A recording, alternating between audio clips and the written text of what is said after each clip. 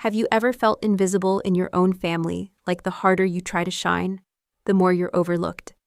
My name is Evelyn Harper, and for as long as I can remember, I was the background character in my own home. My brother Nathan was the golden child. Straight A's varsity athlete, the one who always seemed to say and do the right thing. I was the dreamer, the creative one, the person they said had her head in the clouds. It's strange the way a family can build you up and break you down often in the same breath. I grew up chasing approval like it was something I could earn with good grades, help in the kitchen, or by pretending not to care when my ideas were dismissed. At every holiday dinner, I watched my achievements fade into the noise of stories about Nathan's internships or Dad's promotions. Maybe you know that feeling, the quiet ache of wanting to belong, of wanting someone to really see you. What happens when your best just isn't enough? How do you find the courage to keep showing up, to keep giving when you're not sure anyone even notices? This story is about more than family drama. It's about what happens when the one everyone underestimated decides to stop waiting for recognition and starts living for herself. I'll take you behind closed doors to those small, private moments of hope and heartbreak, the silent sacrifices, the whispered apologies that never came, the nights spent wishing things could be different. You'll see how I stumbled, got back up, and found power in places I never expected. Along the way, we'll talk honestly about what it means to heal old wounds, to set boundaries, and to redefine what family and success really mean. If you've ever felt like an outsider in your own story, I invite you to walk this path with me. By the end of this journey, I hope you'll see that your value has never depended on anyone else's approval. Sometimes the people who doubt us the most are the ones who need our compassion the most. And sometimes the greatest gift we can give ourselves is permission to belong on our own terms. Let's begin. It's funny how easily sacrifice becomes a habit. In my family, I learned early that my role was to make things easier for everyone else. When Nathan struggled with college applications, I stayed up late, helping him proofread his essays, even when I had my own finals the next day. When Mom needed an extra hand at her catering business, I canceled plans without thinking twice.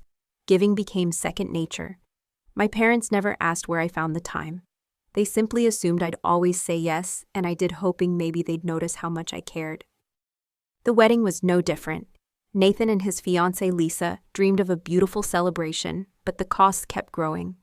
I overheard Mom on the phone, her voice tight with worry about venue deposits and the guest list. I could have waited to be asked, but instead I quietly transferred $35,000 into my parents' account with a short note for Nathan's wedding. Love, Evelyn. No signature, no need for credit, just the hope that maybe this time my help would bring the family closer, or at least bring a little peace to the chaos.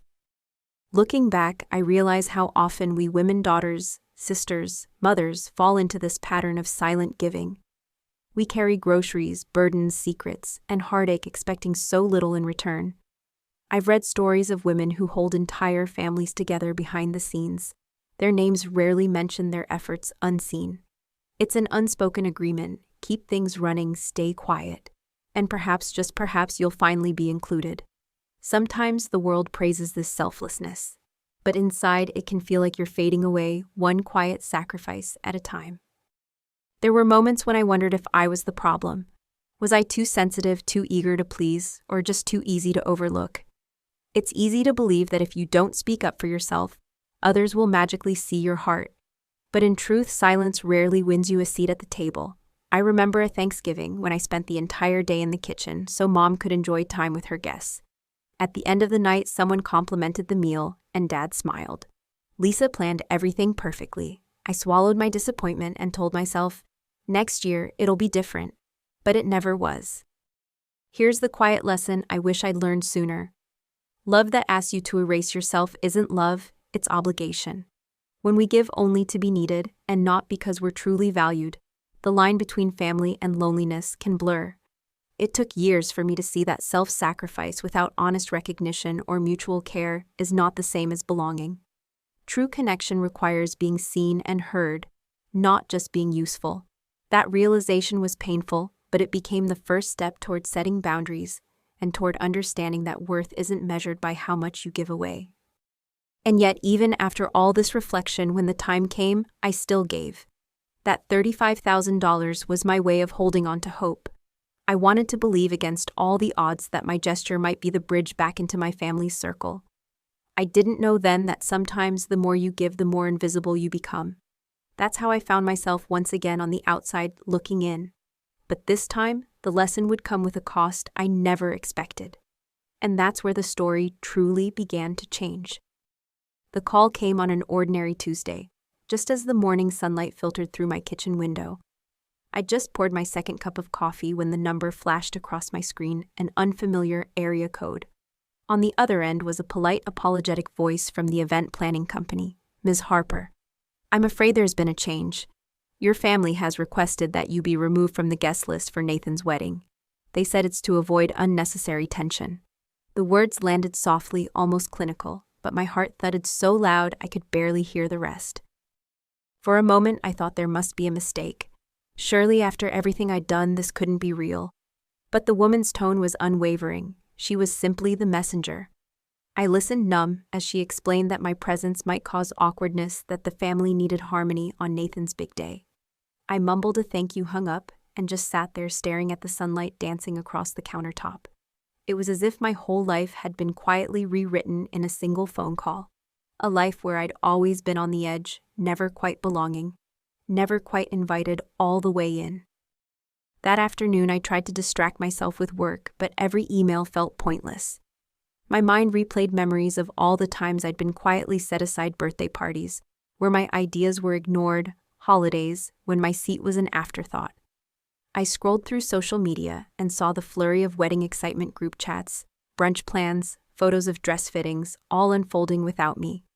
The hardest part wasn't the exclusion itself, but realizing how easily everyone moved forward as if I'd never been meant to be there at all. In that moment, I understood how deeply a family's silence could cut. This kind of quiet exile isn't unique to me. I've heard stories from friends, colleagues, even strangers, people who never quite fit the family mold. There's the daughter who loved art in a family of engineers, the son who moved away when everyone else stayed close. Sometimes families push away what they don't understand. Out of fear, tradition, or the desire for a picture-perfect celebration, they forget that love is meant to include, not divide. If you've ever felt pushed out because you were different, know that you are not alone. Our culture often talks about acceptance, but in practice, many are left outside the door. I wish I could say I was angry or that I confronted my family right away, but the truth is, I sat with a heavy sadness, one that felt like disappointment, grief, and shame all tangled together. I wondered if there was something wrong with me, something that made me less deserving of a place at the table. The lesson I learned in that quiet kitchen was this: exclusion rarely reflects your value. More often, it reveals a family's limitations, their inability to see beyond their own expectations. Sometimes what hurts the most is not being left out, but realizing those you love never truly tried to know you at all. That night, as the world went on and the house grew still, I resolved to stop waiting for invitations that would never come. If belonging was conditional, maybe it was time to find belonging elsewhere or to create it myself. What I didn't know then was that being pushed aside would reveal just how much power and possibility I carried within me. Sometimes being uninvited is the first step toward stepping into your own story. And in my case, it was the moment everything quietly began to shift. If you'd asked my family what I did for a living, they would have told you, "Oh, Evelyn runs some event business." In truth, no one ever asked for the details. But behind the polite dismissal was a story. Nobody in my family ever cared to learn a story of risks, grit, and quiet victories. After college, I started my first business with 2 friends, and a loan I wasn't sure I could pay back. It was a tiny cafe that doubled as an event space. We barely broke even the first year, but we created something real, a place where people felt seen. There were nights I slept on the office couch working until dawn to keep the business afloat. Sometimes I'd hear Nathan talk about real jobs at family dinners, while Dad gently asked if I'd ever thought about applying for something stable. It hurt, but it also became fuel. When the cafe closed after a burst water pipe and a string of bad luck, I didn't let that be the end. I took what little I had left and poured it into a catering company, starting over, learning from every mistake. The first wedding we hosted was in a backyard under a string of borrowed lights. I still remember the bride crying when she saw how beautiful it turned out. Over the years, my company grew in quiet leaps. We branched into event planning, then venues, then hospitality. There were moments I nearly gave up, like the year a supplier vanished days before a major event, or the week when payroll almost didn't clear. But I found a way each time to solve the problem. I built partnerships, learned negotiation the hard way, and hired women who, like me, knew what it meant to be underestimated. One by one, we grew from a staff of 3 to over 200, from hosting birthday parties to orchestrating citywide festivals and galas. Yet at home, none of this seemed to matter. Looking back, I see how often families miss what's right in front of them. We're so busy fitting people into familiar roles, the responsible one, the dreamer, the rebel, that we forget to ask what really lights them up inside. My family saw a hobby, not a calling. They saw instability, not ambition. In their eyes, I was always almost successful, never quite enough to brag about. I think many of us know what that feels like, the sting of being overlooked by the people we want to impress most. It's easy to let those small wounds shape how we see ourselves. But here's the lesson I found along the way. True worth is quiet. It doesn't always shout or come with a fancy title. Sometimes the most powerful things we build are invisible until the moment they're needed. My journey taught me to value the kind of strength that doesn't need to be recognized to be real. And that resilience, quietly growing beneath years of doubt, was about to become my greatest asset. Because as my family made their choices about the wedding, they had no idea they were standing on the foundation I'd built. And soon the ripple from that foundation would reach all the way to them. What came next would force everyone, including me, to see just how much can happen when you stop waiting for approval and start trusting your own story. The morning after the call, I stood in my apartment, watching the city wake up outside my window. I let the pain settle, but with it came something I hadn't felt in years, a sense of quiet resolve. I opened my laptop and began making phone calls. One by one, I contacted every business, every vendor connected to Nathan's wedding, the venue, the florist, the transportation, the catering. Each belonged in one way or another to my company or a close partner. With each call, my voice grew steadier. Please cancel the Harper event. Yes, the entire package. I made sure every detail was handled professionally. There would be no drama, only clarity. Within hours, the ripple effect began. The wedding planner called my parents in a panic, explaining that every major service had withdrawn on the same day. My phone lit up with frantic messages, first from my mother, then from Nathan, and finally Lisa's family. There was confusion, then anger, and then slowly disbelief. It was as if for the first time my absence could not be ignored. The silence I'd worn for years had become impossible to overlook. In the quiet of my apartment, I felt a surge of mixed emotions, relief, sadness, and something that felt like justice. When my mother called, her voice was tight with anxiety. "Evelyn, why is this happening? We need answers." For once, I didn't soften my tone or offer comfort. I explained simply that after being uninvited, I could not in good faith continue supporting the event. I told her the truth, that every contract, every detail came through my business. The phone was silent for a long time before she spoke again, her voice quieter, unsure.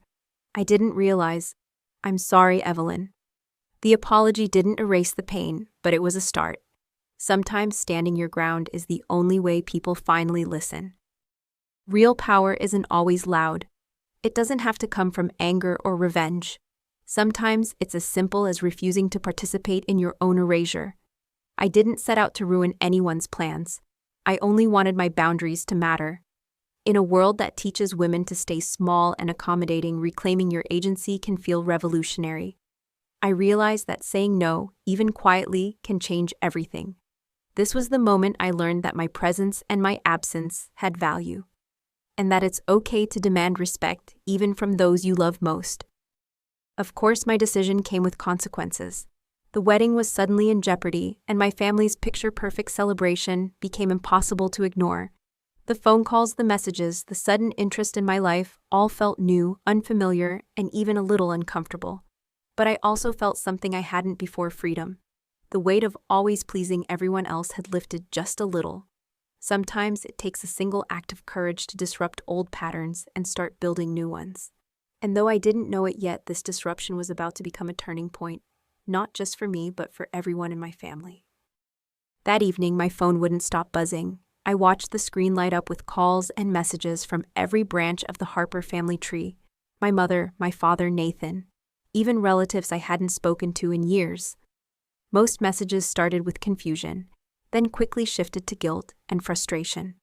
For so long, I had been the silent helper, but now my absence created a vacuum no one knew how to fill. It was strange to suddenly be at the center of everyone's attention, not for my willingness to give, but for my refusal to be taken for granted.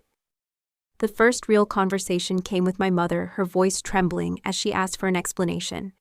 I could hear her pride and her fear wrestling in every word. "Evelyn, why didn't you say something sooner?" she pleaded. I told her gently but firmly that I had spoken in all the ways I knew how, through support, through sacrifices, through the hope that someone would finally notice. But silence can't teach people what they refuse to learn. Real communication requires listening, not just hearing. That night I realized how much my family had mistaken comfort for connection. Dad called next, his words clipped and formal. "You could have ruined everything," he said. "Didn't you think about your brother?" I did think of Nathan, of every time he'd turned to me for help, and every time he'd chosen to forget my existence in public. I told Dad that true family doesn't mean tolerating disrespect for the sake of peace. I explained that boundaries are not betrayals, but invitations to healthier relationships. Sometimes loving someone means being honest about your pain, even if it creates discomfort.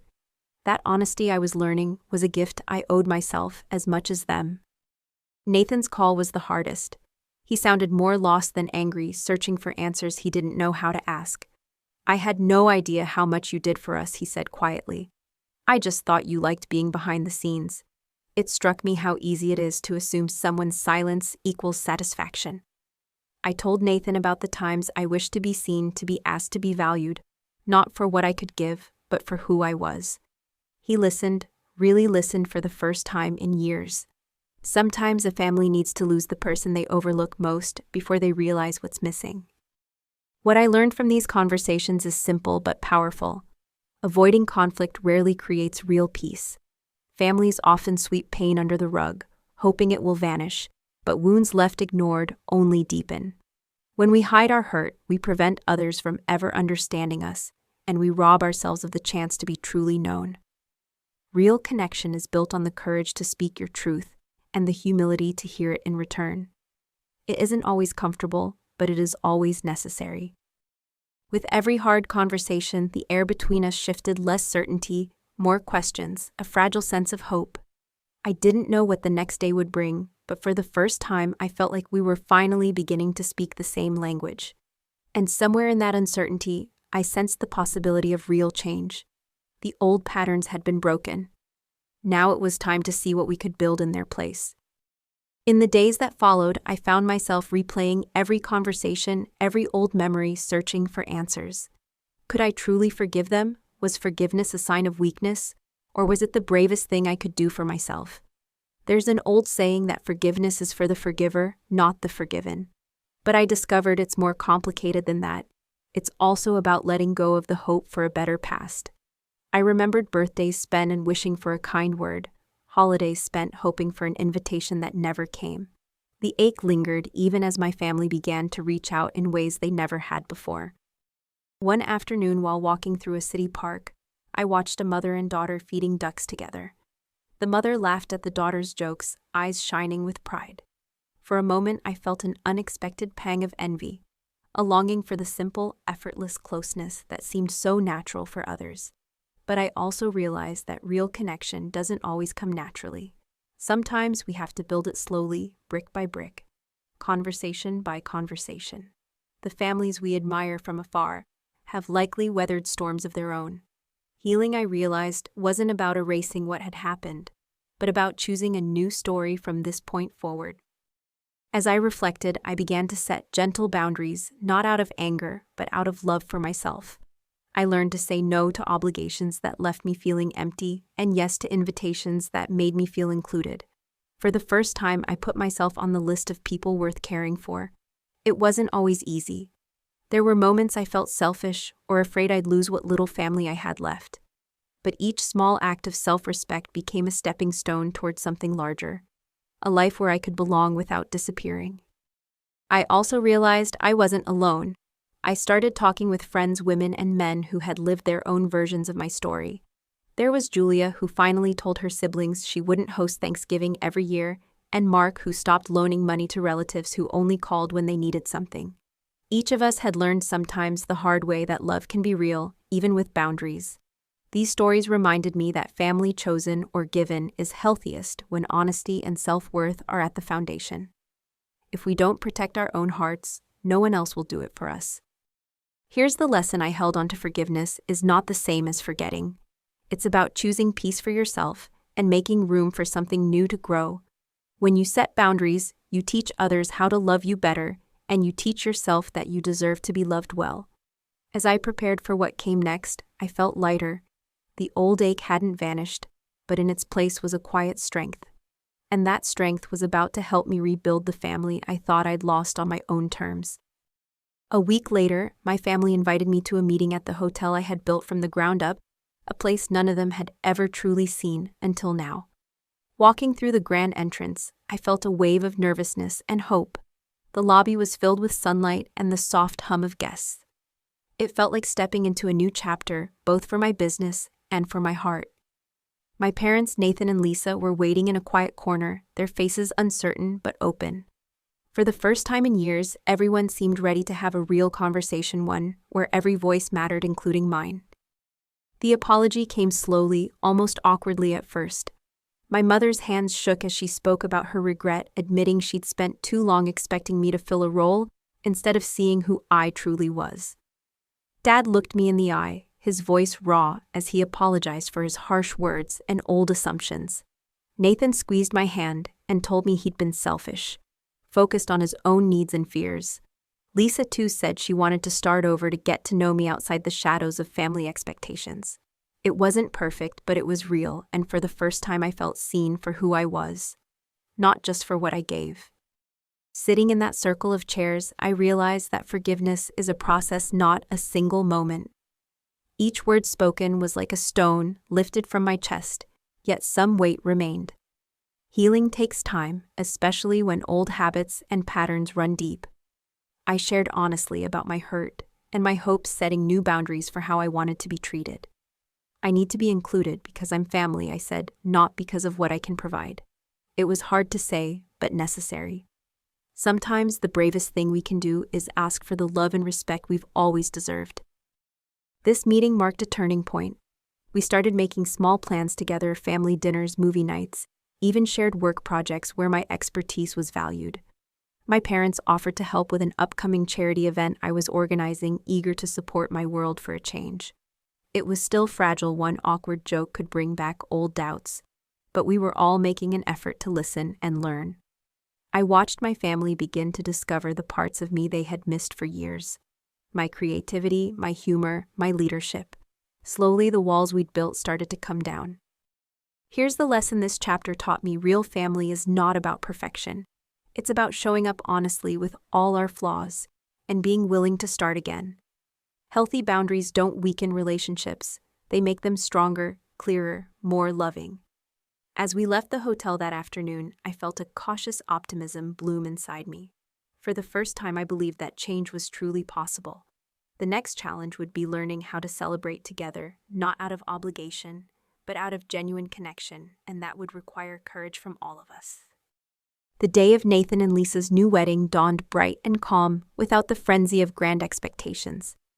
Instead of a sprawling guest list and expensive displays, the celebration was intimate. Just close friends and family gathered in the sunlit garden behind my hotel.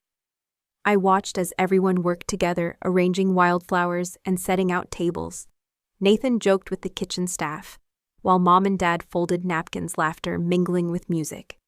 This time, I was not just a background helper. I was in the center of it all, surrounded by people who finally wanted me there for me, not just for what I could do.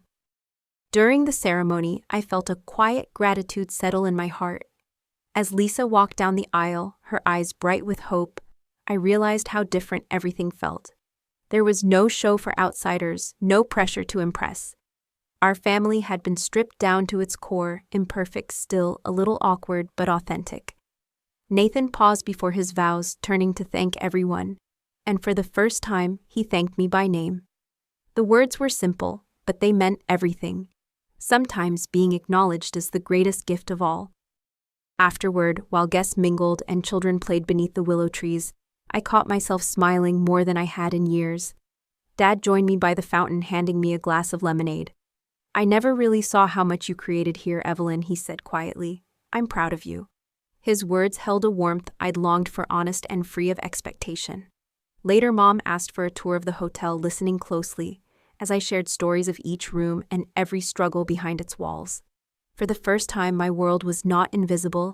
It was something my family wanted to explore with me. That evening, as the sun set over the garden, we gathered for a toast. Nathan asked me to say a few words. I spoke from the heart about family, not the family we pretend to be, but the one we become when we face our failings and choose each other anyway. I thanked them for trying again, for showing up, for letting me belong on my own terms. As the night wound down, laughter and music lingered under the stars, and I realized we had started something new, a tradition built on honesty, not obligation. Here's the lesson this day offered. True belonging isn't about perfection or performance, it's about acceptance and shared joy. When we let go of old roles and meet one another where we are, we create room for something beautiful to grow. As I looked around at my family gathered close, I knew that our story wasn't about what we'd lost, but what we had the courage to rebuild together. The journey wasn't over yet, but for the first time I felt deeply at home. As I sat quietly after the celebration, the echoes of laughter and gentle music still drifting through the garden, I found myself reflecting on the long, winding road that had brought us here. My story began with quiet sacrifice, and the pain of being unseen grew through moments of heartbreak and tough choices, and finally opened up to the messy, miraculous work of real connection. Through it all, I learned that true belonging starts with honoring yourself, even when that means speaking up, setting boundaries, or letting go of old hurts. Looking back, I see how every moment of disappointment and every act of courage shaped who I am today. I discovered that self-worth isn't measured by what you give or what others think. It's found in the quiet confidence of knowing you are enough just as you are. I found forgiveness not by erasing the past, but by choosing peace in the present. And I learned that healing, while never perfect or easy, is possible for anyone brave enough to begin. Family can change, and so can we when we're willing to start again. For anyone who's ever felt left out, overlooked, or misunderstood, I hope my journey offers a little hope. Sometimes the hardest moments, the ones that make us question our place, are exactly what we need to discover our own strength. You deserve to be seen, not for what you can do, but for who you truly are. Remember, your boundaries are a gift, your voice matters, and the story you build for yourself is worth sharing. Real family is not about perfection, but about showing up again and again with open hearts. If this story touched you, if you found yourself somewhere in these words, I invite you to join our community. Subscribe to this channel for more stories of resilience and healing. Like this video if you believe in the power of second chances. And please share your thoughts or your own story in the comments. I read everyone, and your voice truly matters here. Together, let's keep building a space where everyone feels seen, valued, and inspired to write their own brave ending. Thank you for sharing this journey with me. Until next time, remember, you belong here and your story is just beginning.